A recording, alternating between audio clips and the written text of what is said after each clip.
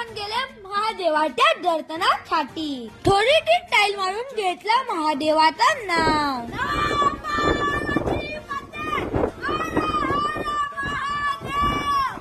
तिथे होता छोटासा महादेवाचं मंदिर. महादेवाचं दर्शन घेऊन थेट गेलं केरळच्या समुद्रावर. मस्त एन्जॉय करता करता अचानक नजर पडली त्या सुंदर फिशवर. मग काय फिश फ्राय करून डायरेक्ट आपल्या प्लेट मध्ये.